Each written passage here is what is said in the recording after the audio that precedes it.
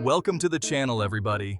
Today, we're going on a trip to the Mountain Kingdom, a landlocked country completely surrounded by, you guessed it, South Africa. It's Lesotho, everybody. Get excited.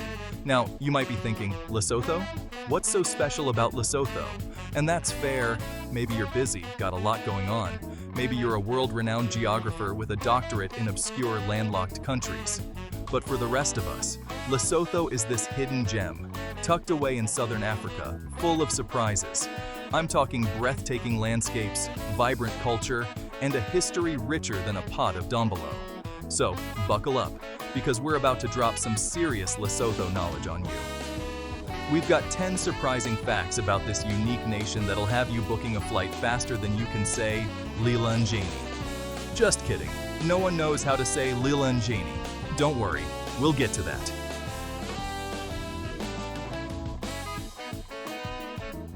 Alright, let's kick things off with Lesotho's most defining feature, its altitude.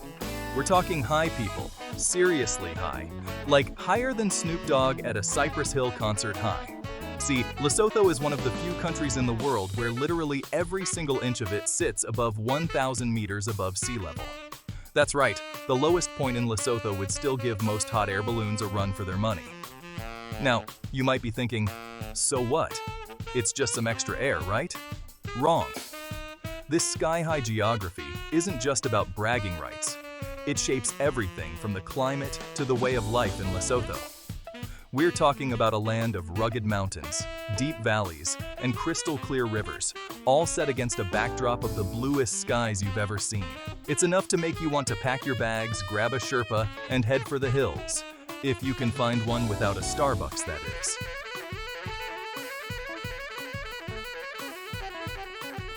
Alright, let's talk fashion, folks. And no, I don't mean the latest runway trends from Paris or Milan. I'm talking about a fashion statement that's as timeless as it is unique. The Sesotho hat, also known as the Mokorotlo. Now, this isn't just any hat, people. This is a symbol of Lesotho's cultural heritage, a beacon of national pride, and honestly, it just looks really, really cool. Seriously, it's like the fedora of southern Africa, but with way more history and significance. The Mokorotlo is instantly recognizable with its distinctive conical shape, kind of like a pointy woven crown. Traditionally, it's made from hand-woven mosia grass, which grows wild in the Maloti Mountains. Talk about locally sourced fashion. And you know what the best part is? The Mokorotlo isn't just for special occasions. You'll see Sesotho men rocking this hat everywhere, from the fields to the city streets, proving that you can be stylish and practical at the same time.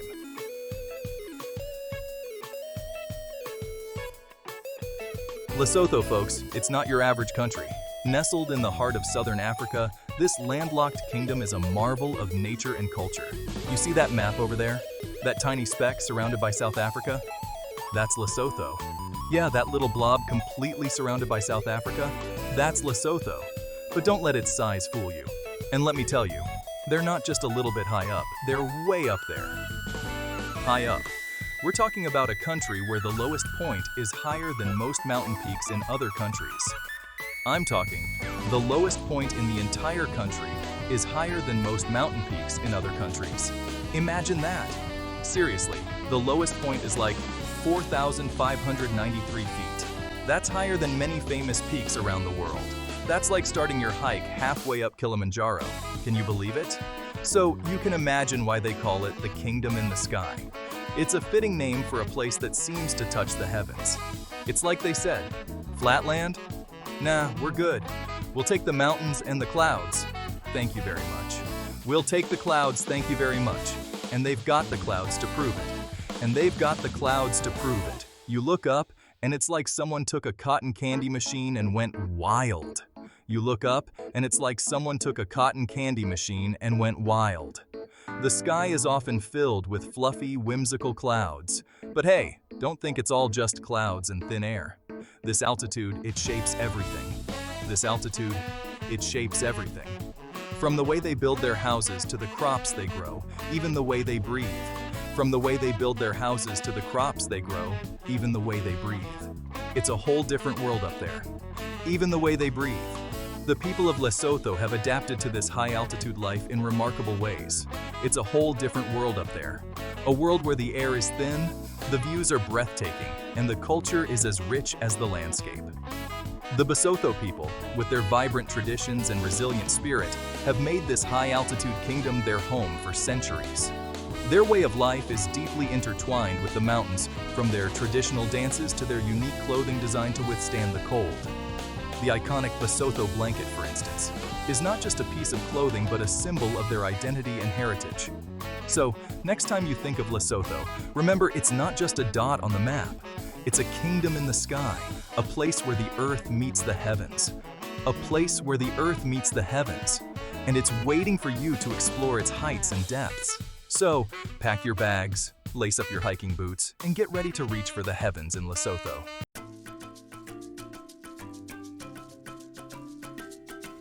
Now, if you think navigating those mountains is tough, try getting your tongue around Sesotho, the official language of Lesotho. It's a language that mirrors the rugged beauty of its homeland, challenging yet rewarding for those who dare to explore it. And no, before you ask, it's not just clicking sounds, although those do exist, and they're awesome. These clicks are just one part of a rich tapestry of sounds that make up the language. Sesotho is actually a beautiful, complex language, full of nuance and history. It's a language that has evolved over centuries, absorbing influences and adapting to the needs of its speakers. It's a Bantu language, part of a huge family of languages spoken across Africa. This family includes hundreds of languages, each with its own unique characteristics and cultural significance. And just like any good family, there's gonna be some drama, some variations, some, shall we say, creative interpretations of grammar. These variations are what make the language so vibrant and dynamic. And Lesotho, oh boy, they take their dialects seriously. Each dialect is a badge of honor, a symbol of regional pride and identity. Each region, sometimes even each village, has its own little twist on Sesotho. These twists can be subtle or pronounced, but they all add to the rich mosaic of the language. It's like a linguistic game of telephone, but instead of whispering, they're singing it from the mountaintops. These songs carry the stories and traditions of their people passed down through generations. So you might be thinking, why are we talking about dialects? What's the big deal? This isn't a linguistics lecture, but understanding these dialects gives us a window into the lives of the people who speak them. And you're right, it's not. It's about appreciating the diversity and richness of human expression. But these dialects, they tell a story. They reveal the history, the struggles, and the triumphs of the communities that speak them. They speak to the isolation of those mountain communities, the way they held onto their traditions, their unique identities. In these remote villages, the language is a living testament to their resilience and creativity. The elders pass down their knowledge and stories to the younger generations, ensuring that the language and its rich heritage continue to thrive. So next time you hear someone speaking Sesotho, remember, it's more than just clicks. It's a language that carries the soul of a nation, echoing through the mountains and valleys of Lesotho. It's a celebration of life, culture, and the enduring spirit of the Sesotho people. Sesotho is a language that sings the heart of its people, a melody that resonates with anyone willing to listen.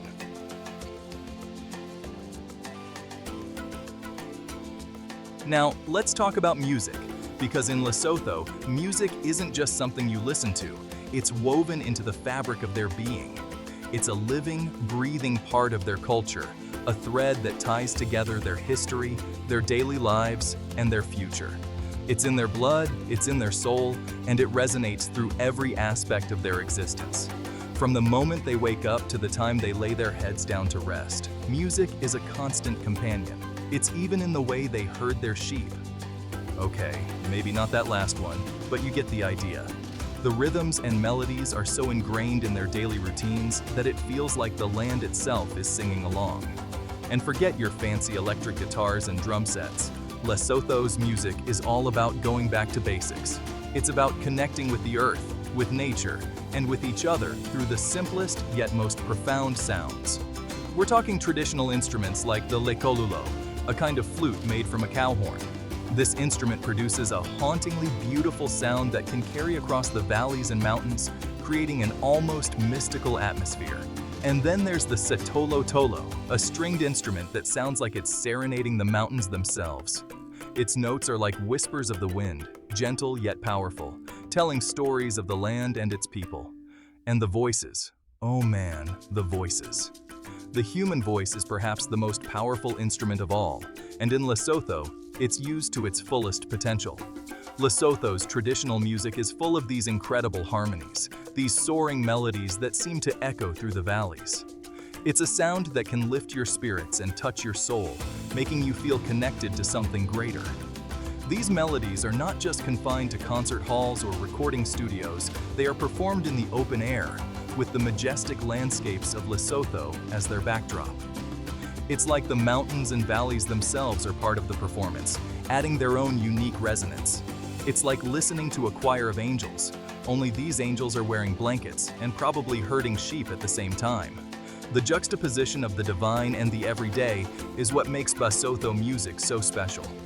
These musicians are not just performers, they are storytellers, historians, and custodians of their culture. Their music is a living archive of their heritage, passed down through generations. But don't think they're stuck in the past, because Lesotho's music scene is as vibrant and diverse as the landscape itself. It's a dynamic blend of the old and the new, the traditional and the contemporary. They've got everything from traditional folk music to modern hip-hop, all infused with that unique Basotho flavor. This fusion creates a rich tapestry of sound that appeals to both the young and the old. The younger generation is taking these traditional sounds and blending them with modern genres, creating something entirely new, yet deeply rooted in their heritage. It's a testament to the resilience and adaptability of Basotho culture. So whether you're listening to a soulful folk song or a high-energy hip-hop track, you're experiencing the heart and soul of Lesotho. It's more than just music, it's a celebration of life, a connection to the past, and a bridge to the future.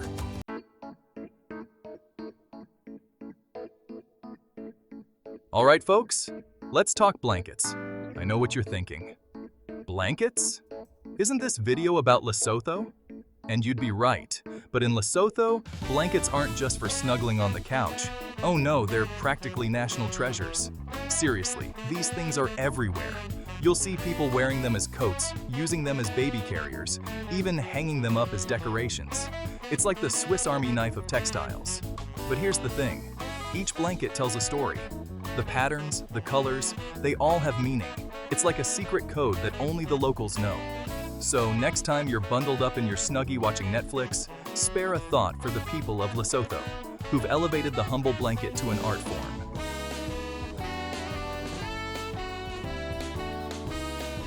Now, when you think of historical landmarks, you might picture the Eiffel Tower or the Great Wall of China. But Lesotho? Oh, Lesotho's got its own brand of historical awesomeness. We're talking ancient rock art hidden away in caves, telling stories of the sand people who lived there thousands of years ago. It's like stepping back in time. And then there's the colonial era, which, let's be honest, wasn't always pretty. But it did leave behind some interesting architecture, like the Thaba-Bossiu Plateau, which was King Mosheshutsrun's stronghold. It's a reminder of Lesotho's complex past and the resilience of its people. It's like a history book come to life, minus the boring bits.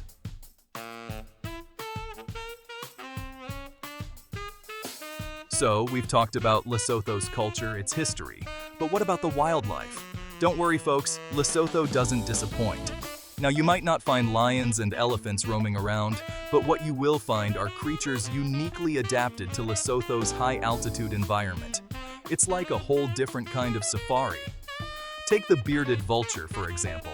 This majestic bird is like the king of the skies, soaring above the mountains with its wingspan wider than my grandma's wingspan after Thanksgiving dinner. And then there's the Maloti minnow. This tiny fish is only found in a few rivers in Lesotho. It's so rare, it's like the Beyoncé of the fish world.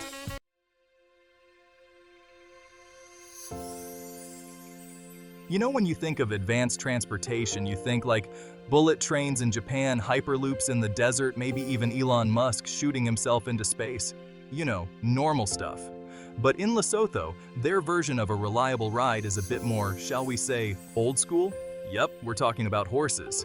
And no, not those fancy racehorses with names longer than their pedigrees. I'm talking about sturdy mountain horses built for those Lesotho inclines. These horses are like the SUVs of Lesotho, handling rough terrain that would make a 4x4 jealous. They're the pickup trucks, the delivery vans, even the school buses in some parts. Forget Uber. In Lesotho, it's all about neighbor. Get it? Okay, my apologies. Sometimes the jokes just write themselves.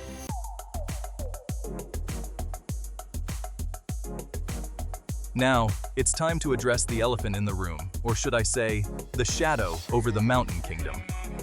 Lesotho, unfortunately, faces a serious challenge, one of the highest HIV/AIDS prevalence rates in the world. It's a crisis that casts a long shadow over the nation, affecting everything from life expectancy to economic development.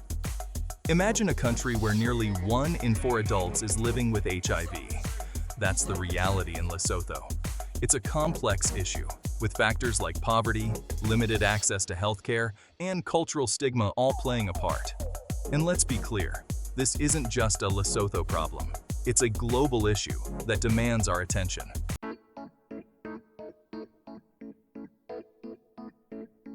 And there you have it, folks. From sky-high horses to cultural treasures and pressing challenges, Lesotho is a land of contrasts and incredible resilience. It's a small country with a big heart, and I hope you learned a thing or two today. Thanks for watching. If you enjoyed learning about Lesotho, make sure to like, comment, and subscribe to our channel. Type Lesotho in the comments to let us know you watched till the end. See you in the next video.